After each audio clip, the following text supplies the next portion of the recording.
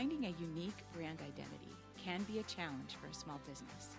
Priscilla Mensah knows exactly who she is and what her strengths are. She has used this information to create a very unique soap-making business, and you can too. Welcome to the HSCG Master Maker Podcast. I'm here with Priscilla Mensah today. Welcome. Thank you. I'm very happy to be here. It's so nice to have you here and see you in person. You're a hot process soap maker with a tech background that has carved out a niche teaching corporate and company teams how to find their story through the creative process. What made you think of this unique business plan? Thank you for that question. And honestly, it was the first melt and pour class that I ever taught, inspired me to do something different with it. So the year was 2022, and I decided I wanted to launch back into soap making in a big way.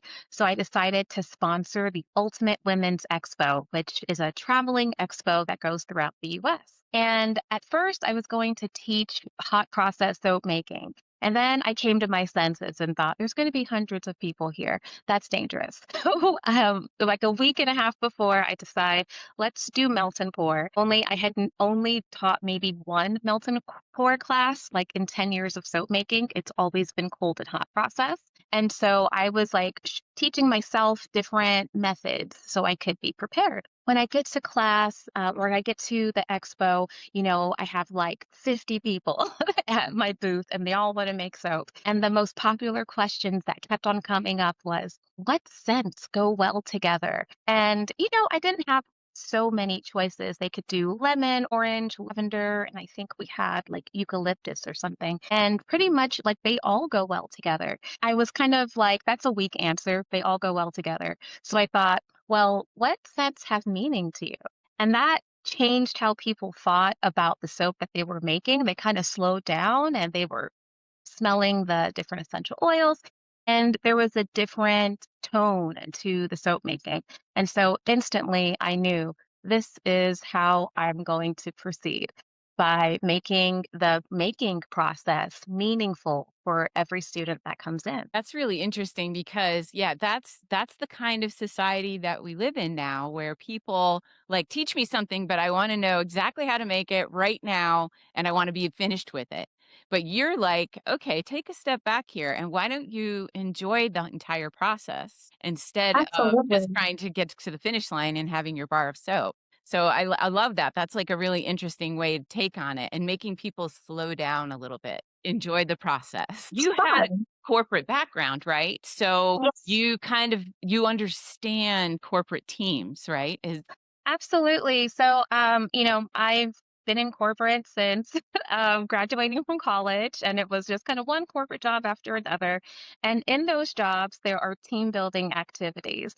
And I remember one that was kind of unfortunate where there was a lot of alcohol. It was at a bar. I was the only woman on my team as a web developer, which unfortunately was, very common in those days to not have a lot of women on these teams. And I remember just having a coworker who I didn't know very well at all kind of drunkenly approach me and say, wow, you're a Black woman and you're a developer. Like, how does that happen? And he was just like questioning my identity. And I remember responding to him in that moment and just saying, you need to meet more Black people and women. There are thousands of developers out there, and I hope that you meet some more. And I remember walking off. But instantly in that moment, I thought team building needs to be better. Like it can't just be, all right, let's unleash everybody into a bar and see what happens. And I think back to that moment, and had we had a different way of meeting, had we had an opportunity to share about our backgrounds, the first interaction would not have been so aggressive. And so that was my takeaway is let's do team building different. I managed a customer support team that was very technical. And I remember when there were issues or things that came up between folks, oftentimes a conversation and understanding where people were coming from was so helpful when you're trying to figure out the root cause of an incident, actually letting people talk. And so That to me is something that in corporate, we all know we need to communicate. We all know that silos disrupt innovation, but it's challenging in practice to create safe spaces for people to communicate. And so I think that with a soap making workshop, it does kind of disarm people a little bit. It makes them think about vacation vibes and about fun, and then when we get into the conversation and we're talking about our career strengths and we're telling stories about our past and about what makes us strong and what about ourselves we lean on in tough times, we start to look at each other differently and trust each other a little bit more. I'm not saying this is a cure-all for a company that has a terrible culture, but for teams that do have a strong culture and want to maintain that strength, this is definitely the right workshop for them. That's excellent. If you take a corporate team or any kind of team, small business team, any team, and you put them in a bar setting, like you said, or a restaurant setting, they're going to gravitate towards the people that they're already comfortable with. That's Mhm. always how it goes. They're always going to go to the people that they already know, or that they have like mindedness, or that they're in the same department with, or that's how they're going to do it. So you, by adding in the soap making, you're making them interact in, a setting that they're not normally in. And I think Yeah, that's brilliant, and I agree with you. I think that if everybody talked a little more, we'd realize that we have more in common than we do dividing us. I agree with that completely. absolutely. So, one of the hardest things for a fledgling business to overcome is making a unique brand that rises above all of the noise of all of the other business out there vying for the same visibility. So, what would you say to businesses going through that process? And do you have any tips to facilitate it? Yeah, I mean, I think I'm in that boat too. I'm learning how to rise up among the different types of team building activities that are out here. There are other soap makers in my city. I'm in Houston, Texas. But I think what makes me stand out, at least with the clients that I've served, is having one-on-one connection and actually having conversations with people, understanding what their needs are and how my workshop fits into solving the bigger problem that they're having. And so I would say one-on-one communication is the key to it. I think I heard somebody say when you're talking to everybody, you're talking to no one. And so I think in the beginning of my business, it was very much like, I have soap for everybody who wants it. And now I'm at the point in my business where it's team building workshops for women in tech and corporate environments who are looking to engage authentically. And so being more specific in what it is I want to do and who I'm serving does help cut above the noise versus a soap making workshop that is targeted for birthday parties or soap making workshop that is for, girls' night out.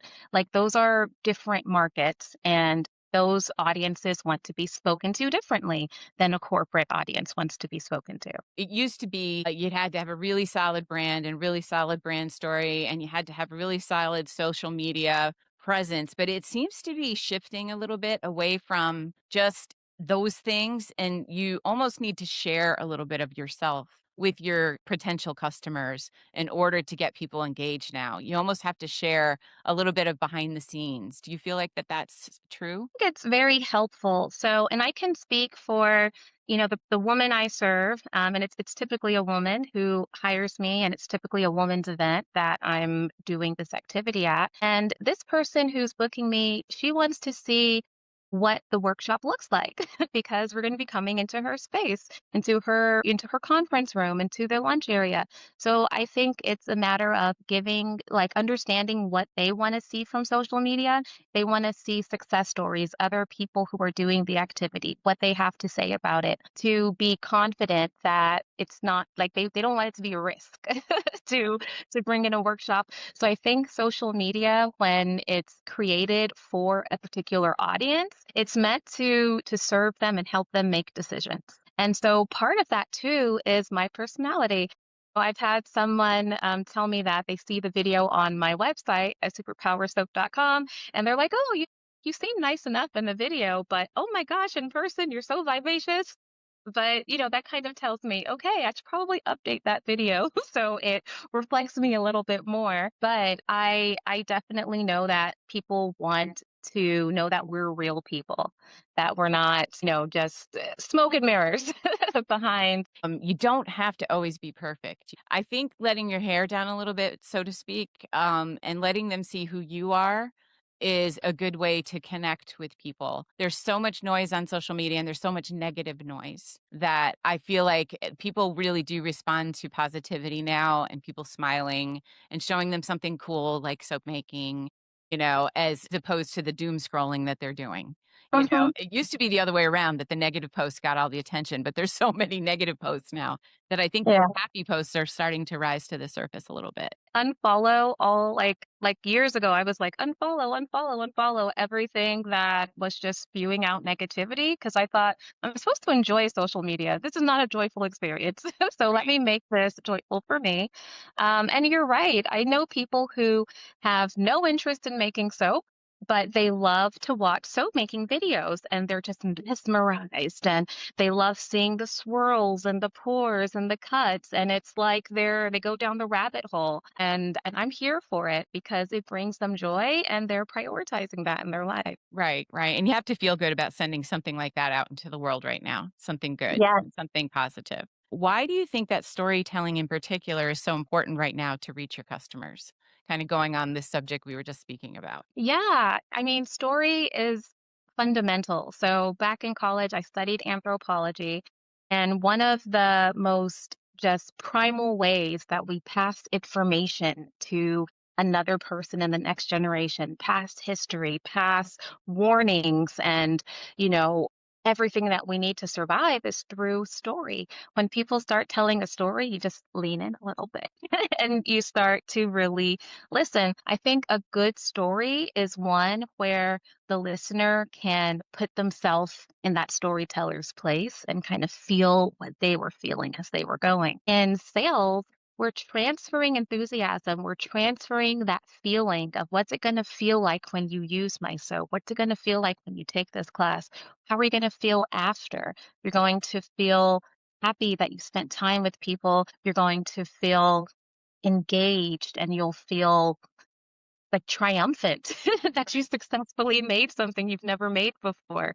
Like all of those are powerful emotions. And if you can be successful in something small stakes like making soap, it gives you motivation to try bigger things. Right. Completely agree with you. And you have a tech background. So it's very interesting to me that you're now in the soap making space. How do you marry your creative side with your tech background? And do you find like they play off each other well? Yeah, I think you have to be a creative person to work in the tech industry because you're literally creating software with a bunch of letters on the keyboard and you don't actually see everything that you're making until different points. So it has to be made up here Right. before you can type it and then see it on the screen.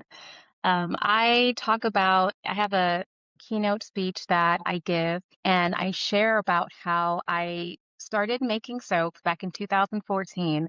And then by 2016, I decided to switch careers from working in the insurance industry to working as a web developer. And during that transition, I felt a lot of uncertainty and I thought, what am I doing? Like, why am I doing the hardest thing I could be doing right now? And funny enough, the steps of soap making actually paralleled the steps I was taking as I was navigating my new career.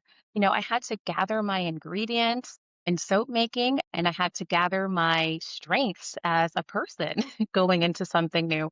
I had to mix my ingredients as a soap maker. And then in real life, I had to decide, okay, well, I have the technical side from being an insurance person. I was, a nerd as a kid. So I was coding at 10 years old. So I knew I had that background and I had to kind of remix it in order to get to the next point. And then I talk about pouring the mold. So in soap making, we pour the mold and we kind of solidify all the work that we did. And in my life, I had to also decide that I'm not going to have one foot in insurance and one foot in web development and I was going to pour the mold and go all in into that new career. and I did that for about a decade. And so I definitely see a lot of parallels between soap making and building the web. Yeah, that's a really good analogy. I can see it, and I could see it when you were saying it. I could see exactly what you meant. And I give you a lot of credit because it does take a lot of fortitude and a lot of strength to switch out of something, especially in career wise. We see that with a lot of our makers and our members.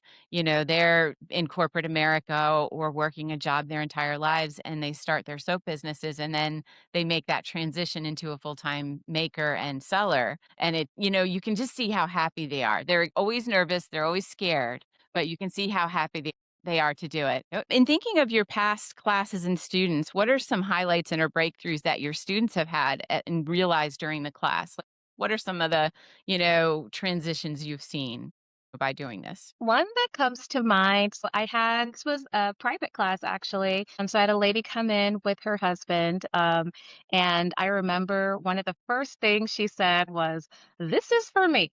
As in, like, this class is something I've always wanted to do. I've never made time for it, but I'm here today. And it was like this triumphant, like letting the whole world know that she's making a choice for herself. And I loved it. And I thought it was so beautiful. And I think that's a recurring theme I see with the women that are coming into my class.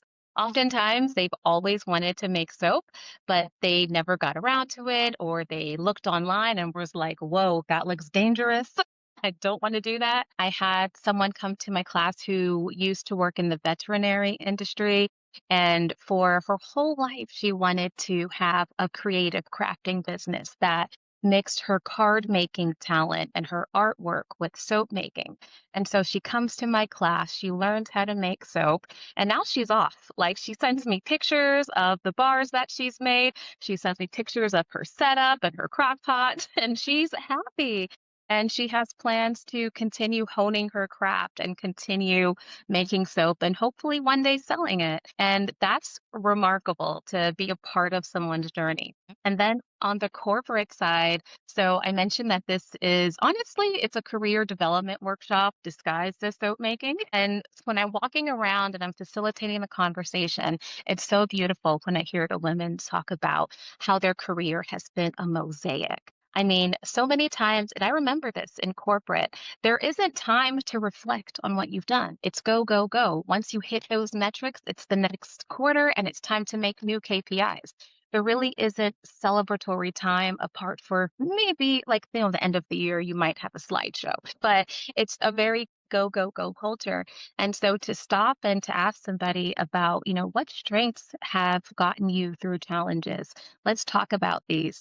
And having people really authentically share, it's wonderful to have people reflect and grow in a soap making class. It's different than anyone expects. I bet. And are you able to pull out maybe the person that comes in not so sure about this and they walk in and they're a little reserved about it? I'm sure you've seen some transformations during the class like, "Yeah, I got this now. This isn't so bad," right? I mean, to be honest, when people are coming to class, they're excited and they're intrigued.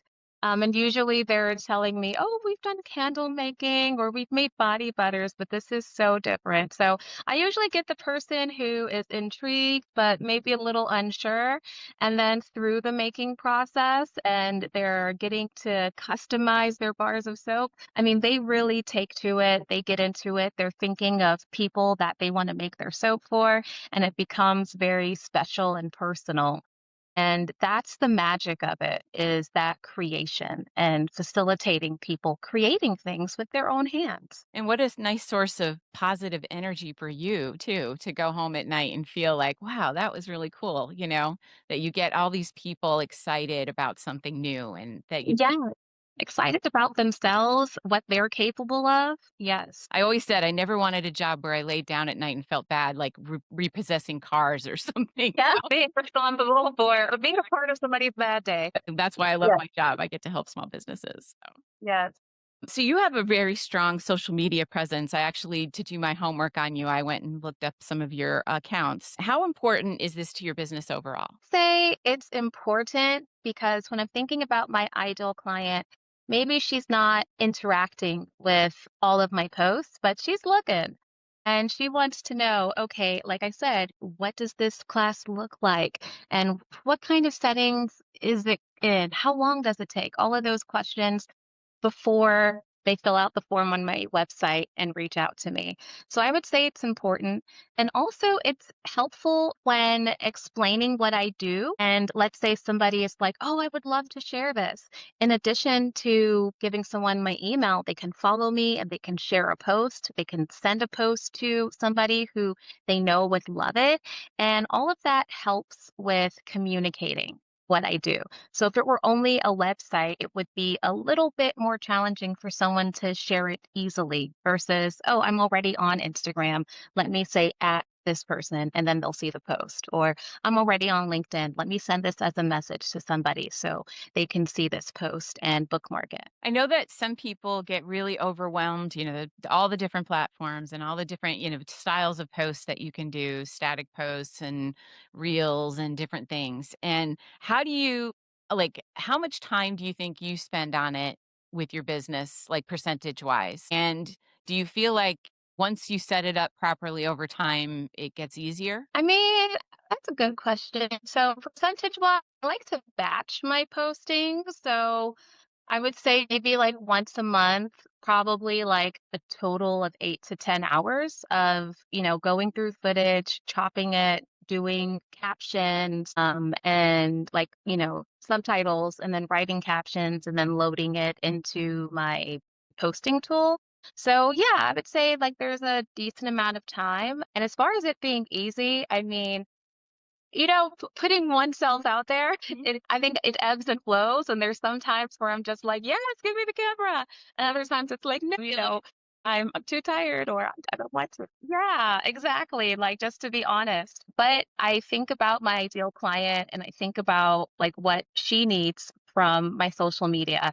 And that's really what drives it. So when I think about me, like it's not as potent as when I think about who I'm trying to help, what information I want to share. What would you say, then, like, for some advice on getting started and kind of putting yourself out there for small businesses that are starting out on their social media journey? Yeah, I would say if you are just starting out and you're like, what should I post? Start with testimonials. Like start with what are other people saying? Because yeah, we can say how great our business is, but it's helpful to share that somebody emailed you and they loved your workshop or they loved your soap or they couldn't get enough of your scent. If you can get people on video talking about your offerings even better and share that, and that can be what gets the ball rolling and gets other people engaged because of that social proof aspect of, oh, somebody else is saying that this is great. Cool. Or if you are a farmer's market seller and like people coming to your booth are cool with you taking pictures of their hands interacting with products or people actually washing their hands with the soap, you want the person watching the video to feel seen in what they're saying. And I don't think I'm like the best at that yet, but that's where I'm going with it is wanting people to see themselves in my content and resonate with it more. Right. And just be yourself and be your genuine self. And Yeah. yeah, because people are drawn to that now. They want to see somebody authentic, somebody they can relate to. Yeah. Absolutely. And sometimes, like, we hide behind, oh, I'm an introvert, or oh, I'm this, oh, I'm that. Well, you're also a business owner. And a business owner needs to communicate what they do to the people that are going to purchase their product. So whether that is, so if you know your customers on social media, then that's a great place to be. If your customer is attending community events, that's where you need to have a table. If your customer is reading a local newsletter or is a part of, a local community activity, like find where your target customer is and be there and say hello. And then it goes back to that one-on-one connection. I can't tell you like how many times I've purchased something from someone's booth because we had a really good conversation and I got to know them a little bit and I felt like I'm not just buying, this cool thing, I'm supporting them and it feels good. And so you want to give that opportunity to folks. I always say to people, you've got to believe in your own product. You've got to feel it yourself. And if you just talk genuinely, excitedly about your product and what makes it great, people will respond to that because they're going to feel that. They're going to feel that coming off you. I think that that is a part that people forget. Like, don't be afraid to show the enthusiasm for what you've created because it's really cool. Yes. It's such a big undertaking, and we can get so excited on the internal part of, let me decide my brand and my brand colors, and let me, go through what my soap formula is going to be and all of that stuff, which is very important. But for it to be a business, there does need to be a mechanism for the public to know. And we're in an age where, traditional advertising isn't always the best bang for your buck when you're starting out, but one-on-one conversations, like you're going to make connections, you're going to get instant feedback, and you can take that data and iterate. So don't be afraid to talk to people. People are nice overwhelmingly, despite what it looks like on the news. People are overwhelmingly genuine and generous, and Huge people point. want to help you. Yes, that's I point. mean, I recently had a class for about 60 people. It was with the Houston Texans Foundation, and it was going to be like pretty big all at once. And I literally reached out to Angela from Alegna Soap, and I reached out to Emlyn from Solid Soaps and said, "Hey, I have a large class. I know you two are also teachers." And Vanessa Phipps as well from Dagania, like people I've met at the conference, at the HSTG conference, stayed in touch with them and said, how do you keep enough soap melted for this many people all at one time? And I get an email back like 5 minutes later. Here's what I use. And I get a phone call from Emlyn. Here's what I'm going to do for this class. And Vanessa, getting on Google Hangout with me. So that community aspect is also a part of it too. So even as introverts, it's so important to cultivate a community that's going to have your back when you don't know what to do, and also opportunities for you to share what you know and help somebody. Absolutely. Yes. And when you're meeting people, you don't have to immediately try to sell them a product. Oh, If you just talk to them and find out what they're about, ask them a few questions, that connection, they're going to feel good. You don't have to mhm. feel like if I walk up to this person, are they going to feel like I'm doing a hard sell? Just talk. Just talk.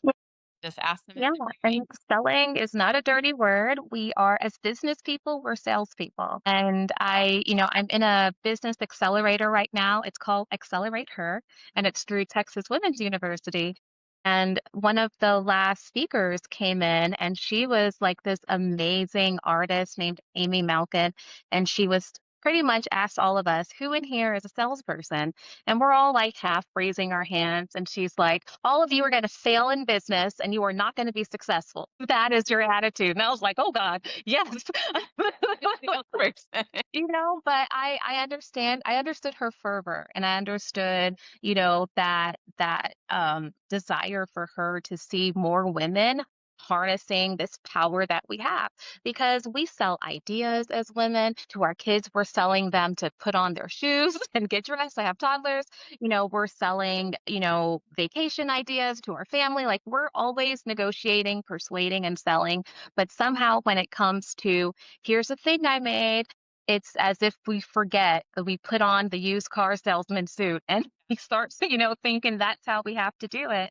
But it's really the same thing. It's identifying a need and then responding to that need with a solution that's tailored for somebody. It's a gift. That's right. Right. And keep it Yeah. positive. Stay away from the negative stuff. It doesn't work.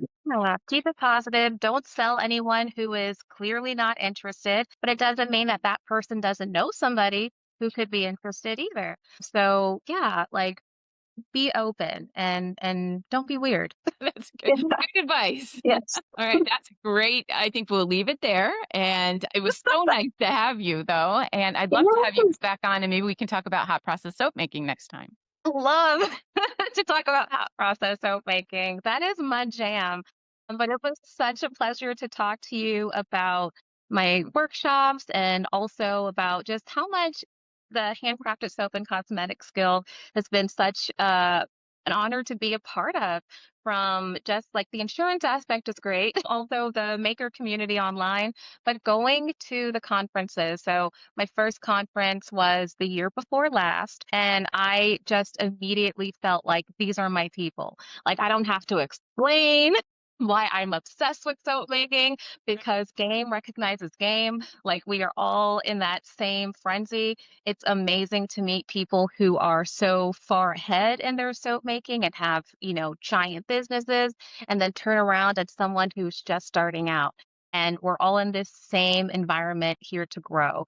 So thank you for cultivating this community for us. It's a pleasure. I love my job, and I think the guild is very special for that reason because it does bring, being a maker makes you a little bit isolated. You're a lot of Mm, time one person, maybe two people.